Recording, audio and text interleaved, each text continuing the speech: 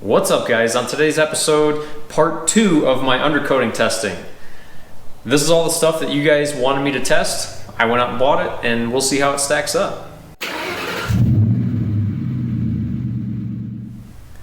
Alright, so for this year's testing, I did this year's testing the exact same way that I did last year's testing. For those of you that haven't seen part 1 of this from last year, basically what I do is I take a bunch of pieces of scrap metal and spray them down with a product, attach all these pieces of metal to a 2x4, attach the 2x4 to a telephone pole that sits like 8 or 10 feet off the road, so it gets hit with salt spray, snow off the snowplow, slush, freezing rain, snow, and regular rain that we get in northern Ohio throughout the course of a winter. The test ran from November 1st until April 1st. And all the products that I have here is all stuff you guys suggested. So these are all came from comments in the first video. So if you guys made a comment before about mid-October of last year, I've got the results of whatever you suggested back behind me here on the bench.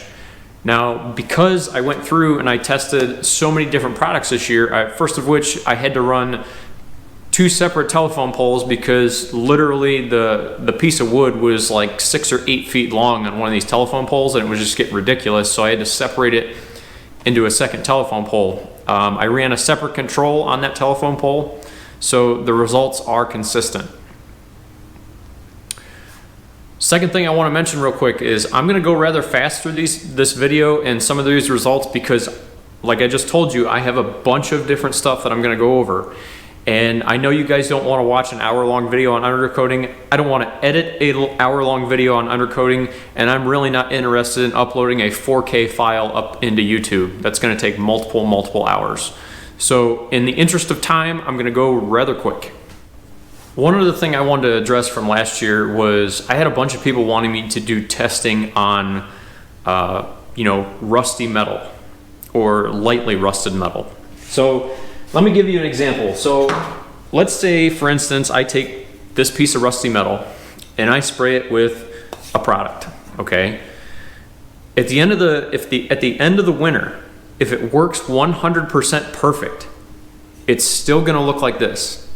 So from a visualization standpoint for you guys, it doesn't make a whole lot of sense because let's say something like this where you have a couple, little rust spots that developed, you're not going to see a couple extra little rust spots on a piece that looks like this compared to something that looks like this.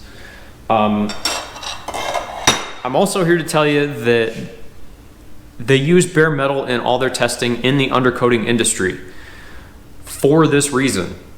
Now, I understand a bunch of you guys out there maybe have something that's 8 or 10 years old and you guys want to protect it. So you're starting out with something like this.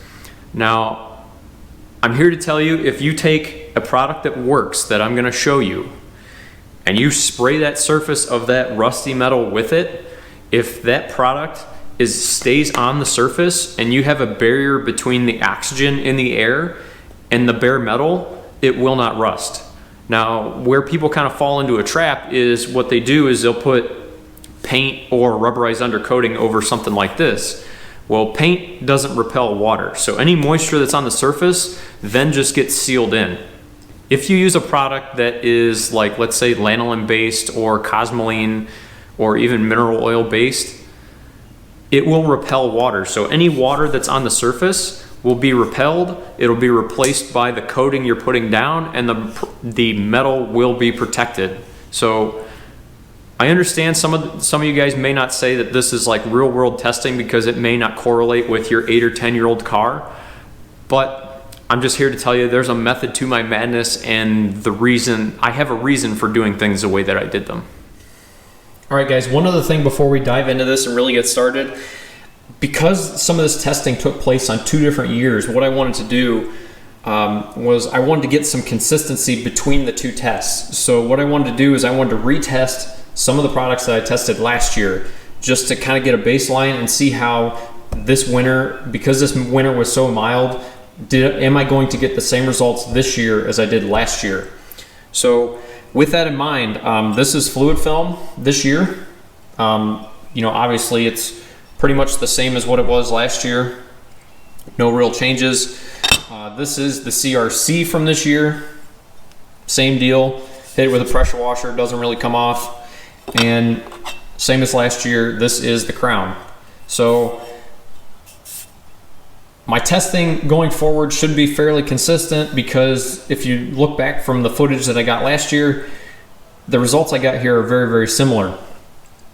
The other thing I had to do was, because I tested so many different products, that I actually had to run 2 tests on 2 different telephone poles. So this is the control off of one telephone pole, and this is the control off the other.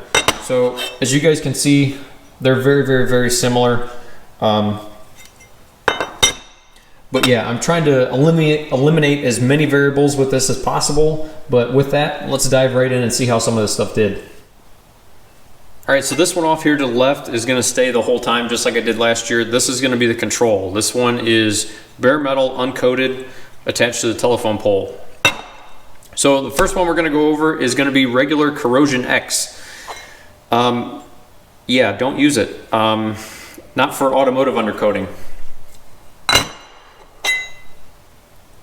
Corrosion X Aviation, the same deal. I really didn't see any difference whatsoever between these two.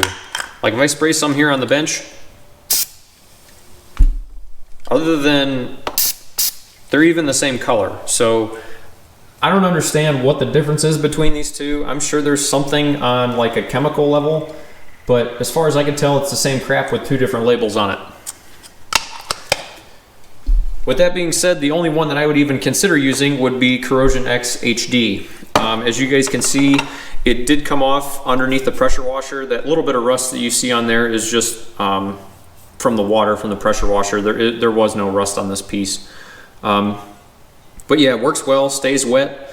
From what I've seen, anything that stays wet really doesn't handle a pressure washer all that well.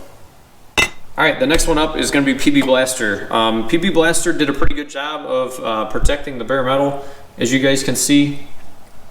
Doesn't handle the pressure washer very well, but as you guys can see, it did a pretty decent job of protecting the metal. There is a little bit of rust that formed underneath the coating, kind of like some of the other ones I tested last year. I'm not really sure why that happens. I don't know if that's due to lack of corrosion inhibitors or something other than that. I'm not really sure, but in any case, does an okay job, but not the best thing out there. All right, next one up is going to be WD-40.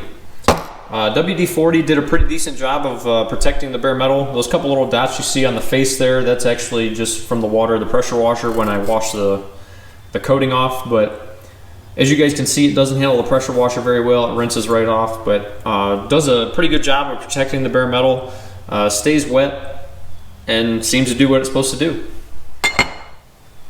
All right, next one up is Eastwood Heavy Duty Anti-Rust.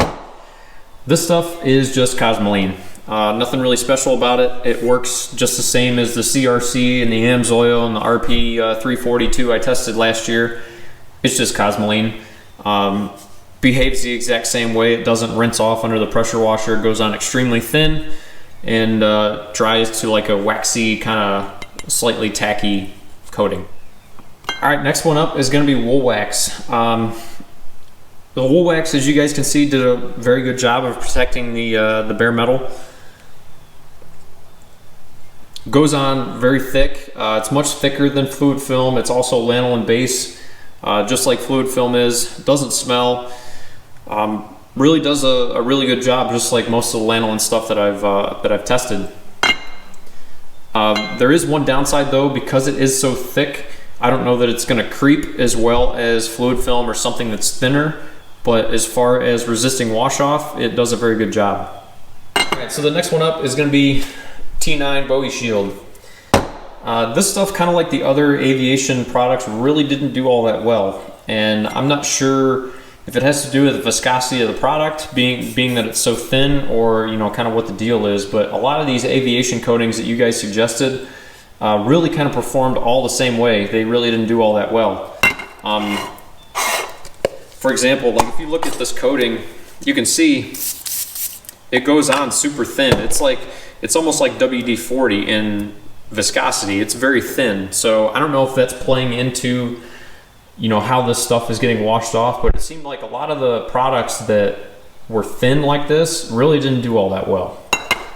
All right, the next one I've got here is going to be Protection First Class. I don't know if you guys want to call this Berkable or 2+2 or whatever you want to call it, but that's what it is. It's lanolin based, so it rinses off pretty easy. As you guys can see, you can just wipe it right off, but it stays wet. It seems to protect the bare metal. It did a really good job of not washing off throughout the course of the winter. But like the rest of them that stay wet like this, really doesn't fare that well under the pressure washer. All right, next one up is going to be ACF 50. Again, because this is an aviation coating, really didn't seem to do all that well. Like I've said with some of the other aviation coatings, would not be my first choice for automotive stuff. And as you guys can see, it is super, super thin.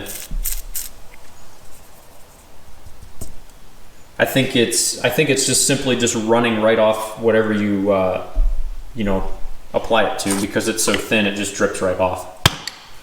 Waxyol. So they have two different products. They have a hard wax for the undercarriage, and they have a soft for inside, like the body panels and inside the frame and that sort of thing.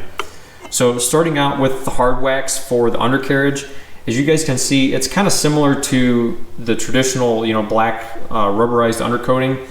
My only experience with this stuff is just what I did with this testing, and it seemed to hold up well, but then again, so did the rubberized undercoating that I tested last year. So it's really your decision whether you want to run this stuff or not. Like I said, I really don't have much knowledge of the product other than what I tested here. The inner cavity wax did a very good job of protecting the metal as well. It does stay wet, as you guys can see. It pretty much blew completely off the surface under the pressure washer, but there are a few rust dots that formed underneath the surface. But other than that, it seemed to work pretty well. But I don't really have any long-term results with this.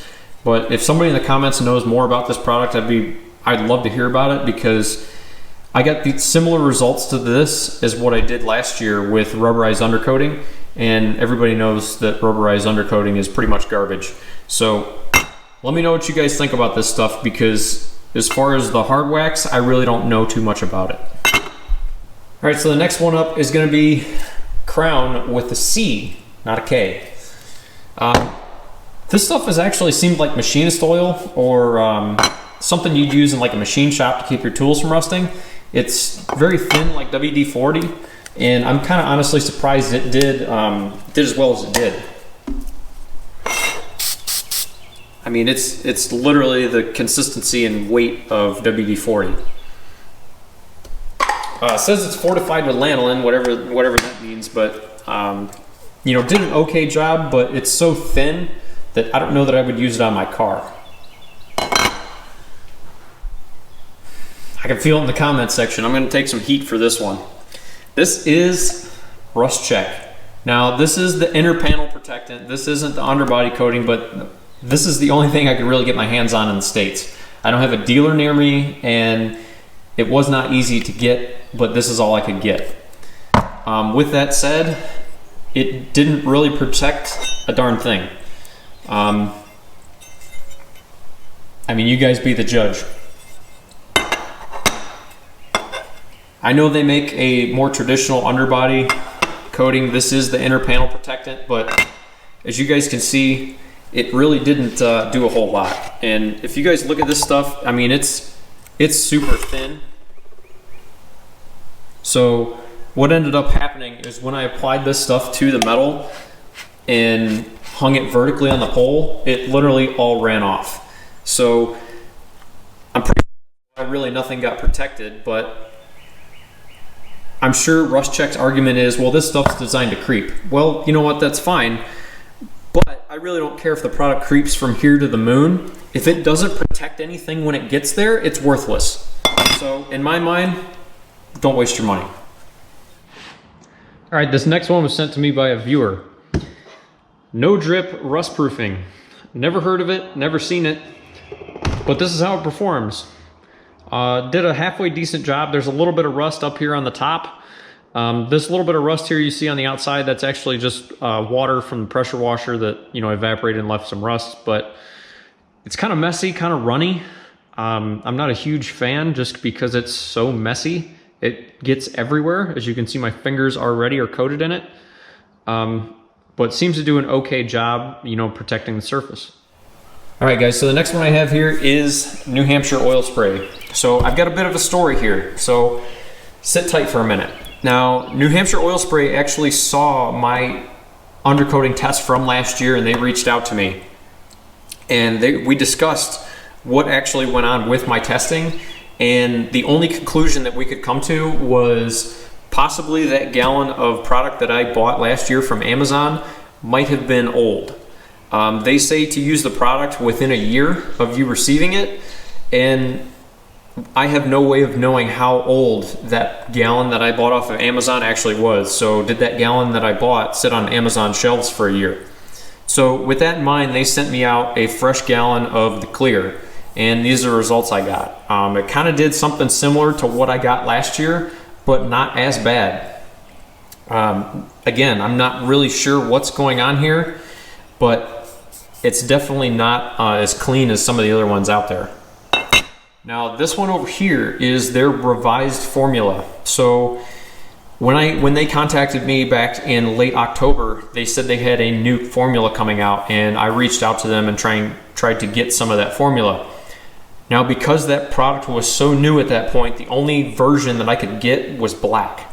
So unfortunately, I don't know if the color is playing into the results that I got, but at any rate, the black version of the new formula does work very well. I had no issue with it. I did ask New Hampshire oil spray what the difference was between the old version and the new version, because both of them are going to be offered in clear and black. The answer that I got from them is the new version is more resistant to wash off and is supposed to creep just as well as the old version. The old version, from what I understand, is going away. So in the future, this is going to be the only thing you're going to be able to get. So seems to work well. But then again, I only tested the black. I don't know if the clear would be any different, but I'm not really sure. All right, so this next one up was highly, highly requested, and that is linseed oil. As you guys can see, did okay. I would say it did about the same as some of the other like aviation coatings and things like that. It's probably not nearly as convenient to apply this stuff to your car as what some of this other stuff is. I'm sure you could, you know, get a pump sprayer and spray it somehow, but quite frankly, there's other stuff out there that works better, and to me it's not really worth the hassle of dealing with this stuff because it's so thin. So it's either you get it through a pump sprayer and spray it on, or you're using a rag and, you know, dipping a rag in it and wiping it on your frame. And for the results you get, I just assume go with a different product. All right, guys, the next one up is going to be bar and chain oil. So these are the results I got with bar and chain oil. It's, you know, obviously much better than the control, but, you know, it still kind of leaves a lot to be desired. You can use it in a pinch if you guys have a bunch of it around, but it's so runny, I would say probably half of it is going to drip right off your car because, you know, it's oil. So it's kind of like the rust check. If it doesn't actually stay on the surface, it's not going to do you any good. But yeah, for a homebrew stuff, it works okay. There's better home remedies out there that we're going to get to. All right, so these next three were probably my most highly requested out of anything I had. This one is motor oil, this one is transmission fluid, and this one is cable and chain lube. If you can tell any difference between any one of these, feel free to tell me, because I can't. The main issue with all three of these is they don't stay on the surface. They're simply too thin to stay adhered to the metal. Transmission fluid in particular, I heard tale of guys thinning it out with alcohol. Why you would thin transmission fluid out even more is beyond me, but at any rate, it really didn't protect much of anything, at least not anything that was exposed to the elements.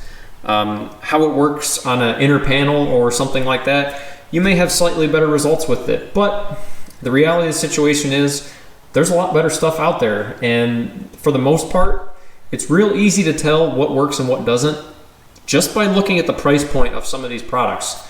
I mean, you can buy a gallon of transmission fluid for $10 and a gallon of fluid film or let's say Woolwax or some of the other products are close to $40 or $50. So do the math. There's a reason some of these products are expensive as they are. All right, so these next two are two that I wanted to do.